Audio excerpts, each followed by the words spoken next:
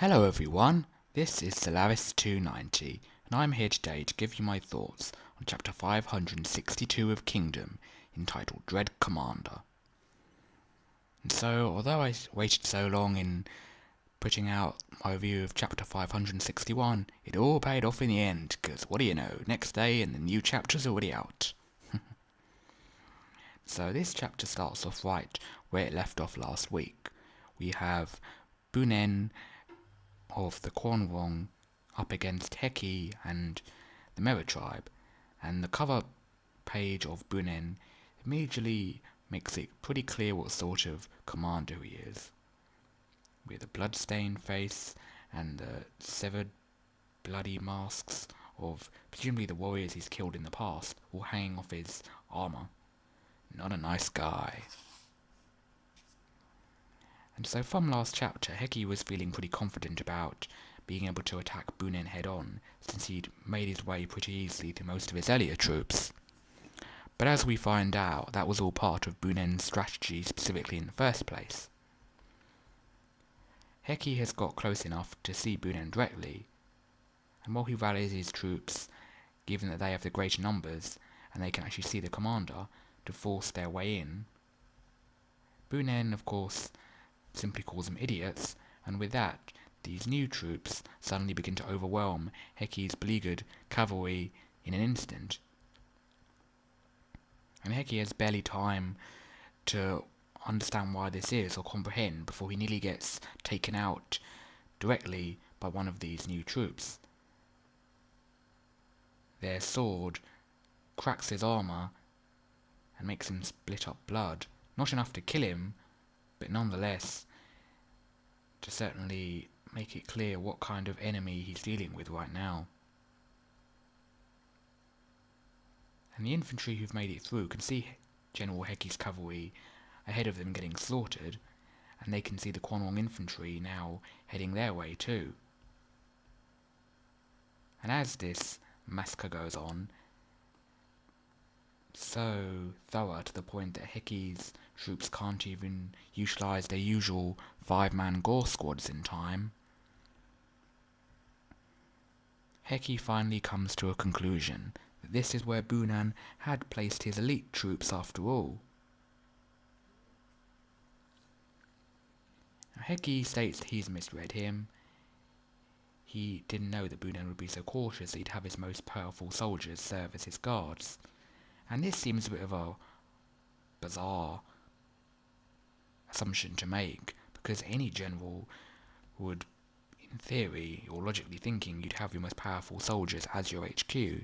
But then again, Heki, as he probably saw it, he figured Bunen from his appearance to be the kind of guy who, or kind of general, who relies on brute force, who is more instinctual in nature, and those sorts of generals don't necessarily worry about whether or not the most powerful troops will be guarding them, because they get into the thick of the action. So from what it seems, Bunen is clearly more of the strategical based type generals. Those like Gohorme, for example, who aren't so physically strong, therefore they're understandably more paranoid, more cautious that they'll have the most powerful troops to guard them.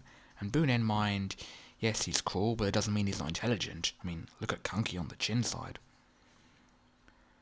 But then Bunen blows this theory apart, or at least one of his elite guard does.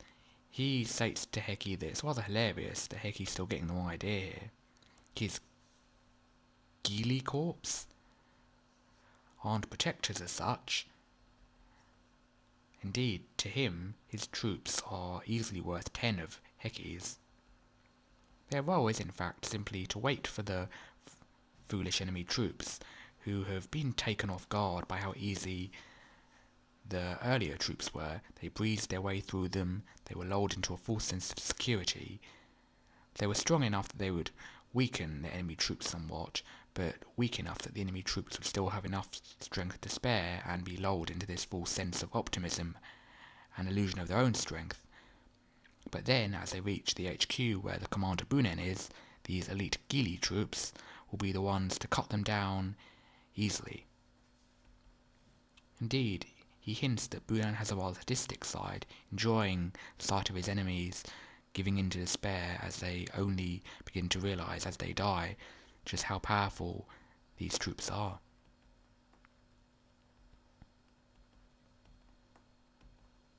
And Gili here is informed by one of his men that that is the enemy commander Heki, but he states Bunen has no interest in his head. All they need is to shred his face beyond recognition. Imagine that's one of their trademarks. What a group, eh?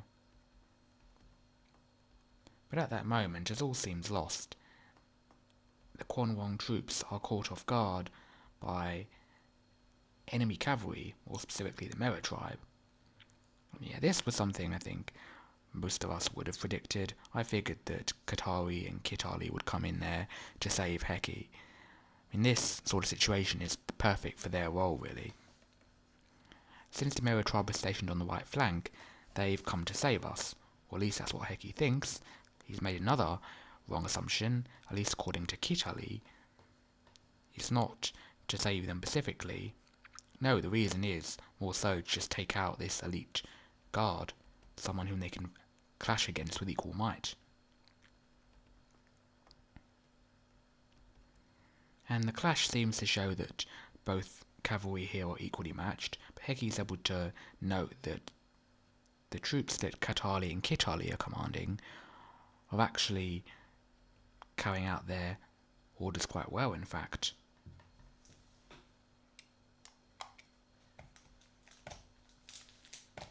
The Quanrong they're fighting are being overwhelmed somewhat.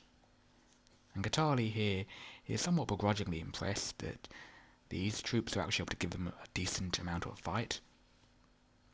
I would say Katali is a little bit arrogant, but then again, given her skills, I mean, having to fight against this overwhelming odds, this powerful Quanrong army and the state that their own army was in due to the lack of food thanks to Heki in the first place, honestly doing quite well. Bunen muses for a moment, but seems to consider that this is the time for him to head down directly. Asks him to bring Guinea with him. And, of course, the end of the chapter, though, is where we truly see the full extent of Bunen's cruelty. Heki can see Bunen coming out, and he notes that he's come out with a range of archers. Bunen orders those archers to attack, and Heki realises that he's basically shooting right where his own troops are. At this point, his troops are standing with their backs to Bunen and his archer squad, obviously defending against the Mera tribe troops who are attempting to force their way through. And yet Bunen just casually orders his archers to fire, and of course it kills a good enough amount of the Mera tribe, but equally kills a large portion of Bunen's own troops, his elite troops, mind, supposedly, that were fighting at this moment. Heki can't believe that he's willing to trade in the lives of his own elite soldiers. Heki wonders, is Bunen simply out of his mind? Well, I mean, Bunen is said to be cruel.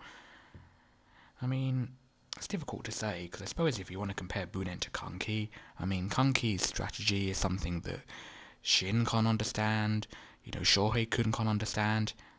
Heck, not even those like Maron or Kokoro or Raido were able to understand. When you look back at chapter 461, the one where Kanki infamously wasted an entire day, literally did nothing, he sat on a mountain, and of course that was able to bait out Keisha, and so it did work. But Kanki's mindset, his thought process is just incomprehensible to most people. It seems like it's a similar situation with Bunen, most possibly. But certainly as a chapter, it gave us the chance to see what sort of tactician Bunen is, and he is more the tactician here, but with that cruel streak much like Kanki's. Heki didn't honestly do as badly as could be said. I mean, yeah, it did seem like Heki was doing suspiciously too well last chapter, but honestly Heki's at least able to survive, and that's the key part of a general. If he dies, the morale of Heki's troops will go out the window at this point, so props to you for hanging on there, Heki. Next chapter, I imagine we'll stay with Yotanwa and Lior battlefield for a bit. Heki could take out Bunen, more likely it's going to go to Katali or Kitali at this point. But there's still a lot to play for here, so just have to wait and see. Give me your thoughts and comments below if you have any. This is Solaris290, signing out.